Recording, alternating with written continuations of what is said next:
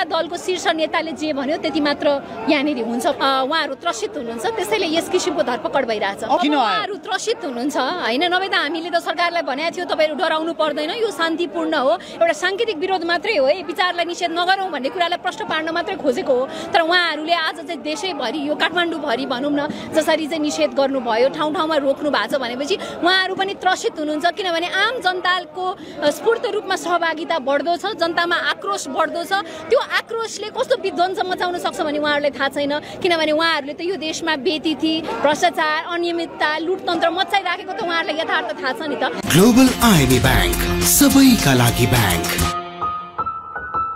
दर्शकबिन यति बेला हामीसँग राप्रपाकी नेत्री खुशबु ओली हुनुहुन्छ। नमस्कार, स्वागत छ यहाँलाई। धन्यवाद।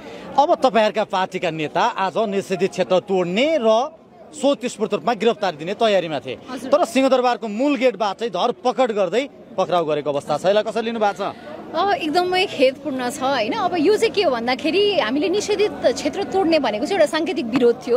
जसरी आज सरकारले चाहिँ हाम्रो विचारमा निषेध लगाइराखेको छ, सामाजिक सञ्जालमा कस्तो अभिव्यक्ति दिने, गणतन्त्रको पक्षमा विपक्षमा बोल्ने नियन्त्रण जुन गरिराखेको छ, हामीले फरक विचार र धारणा राख्दा राज्यले निषेध गर्यो भनेपछि यो चाहिँ लोकतान्त्रिक अभ्यास होइन भनेर एउटा सांकेतिक रूपमा चाहिँ हाम्रो चाहिँ सिनियर लिडरहरूले चाहिँ निषेधाज्ञा तोडेर एउटा सांकेतिक विरोध जनाउनु भएको थियो। तर त्यसमा त्यस किसिमको धरपकड हुनु अब स्वाभाविक हो।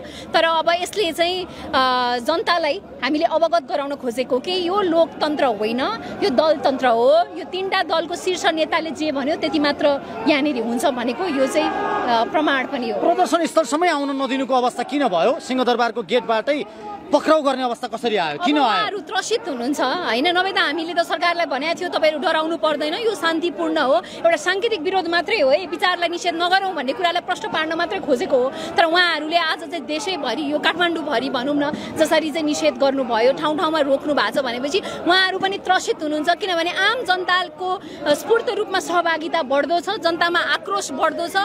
त्यो आक्रोशले कस्तो विध्वंस मचाउन सक्छ भने उहाँहरूलाई थाहा छैन, किनभने उहाँहरूले त यो देशमा बेतिथि, भ्रष्टाचार, अनियमितता, लुटतन्त्र मचाइराखेको त उहाँहरूलाई यथार्थ थाहा छ नि त। त्यसले गर्दा त्यस कुराले गर्दाखेरि चाहिँ उहाँहरू त्रसित हुनुहुन्छ, त्यसैले यस किसिमको धरपकड भइरहेछ। अब यो गिरफ्तारी विरुद्ध तपाईहरु कसरी जानुहुन्छ? यहाँ प्रदर्शन त त्यो त्यति खालको जबरजस्त देखिएन नि यो। आज त हामीले जनतालाई आह्वानै गरेको होइन हैन, हामीले जनतालाई आह्वान गरेको होइन। आज हामीले पहिल्यै भनेको थियौँ पार्टीको नेताहरूले मात्रै निषेधाज्ञा तोड्ने भन्ने कुरा थियो हैन। अब यसको विरुद्ध तपाईहरु कसरी जानुहुन्छ? के गर्नुहुन्छ? पार्टीमा हाम्रो रणनीति छ, रोडम्याप छ। अन्य नेताहरूले हामीले केही दिन अगाडि नै यसको चाहिँ के गर्ने भनेर तय गरिसकेको छौँ। त्यस विषयमा चाहिँ प्रेसबाटै तपाईहरुलाई हामीले सम्बोधन गर्छौं यो जिज्ञासालाई। Admission open Zoom beauty academy, नेपालकै नम्बर 1, 22 वर्षको अनुभवको साथमा 100% जब ग्यारेन्टी। आरोग्य मालिस तेल, बाथरोग निवारण, हाड जोड्ने दुखाइ निर्मूल, लिगामेन्ट खिएको समस्याको समाधान, शरीर पोल्ने र झमझमाउनेबाट मुक्ति, युरिक एसिडको दुखाइबाट छुटकारा। अब दुखाइमा बस्नु पर्दैन।